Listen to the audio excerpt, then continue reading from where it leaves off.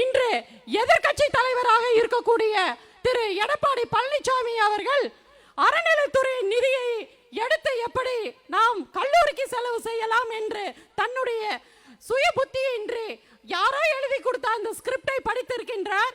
அது பாஜக எழுதி எப்படியும் அவருக்கு ஸ்கிரிப்ட் கொடுப்பதன் அந்த அடிப்படையில் பேசியிருக்காரு. ஏற்கனவே அவரு பழனி அறநிலைத்துறை நிதியில அவரே ஒரு கல்லூரியை ஓபன் பண்ணி வச்சது அவர் மறந்துட்டு நம்ம உதயண்ணா சொன்ன மாதிரி மைண்ட் வாய்ஸ்ன்னு நினைச்சிட்டு வெளியில ஒளரி கொட்டிட்டாரு, வாந்தி எடுத்துட்டாருன்னு தான் உண்மை.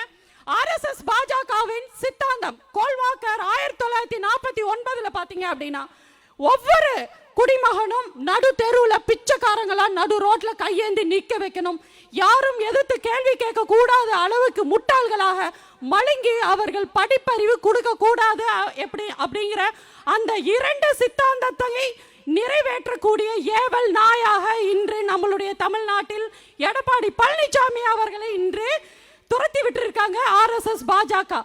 ஒரு நாளும் இதற்கு தமிழ்நாடு கட்டுப்படாது. இது தமிழ்நாடு பாஜகவுக்கு அவுட் ஆஃப் கண்ட்ரோல் மாமே. தமிழ்நாடு போராடும், தமிழ்நாடு வெல்லும். நன்றி.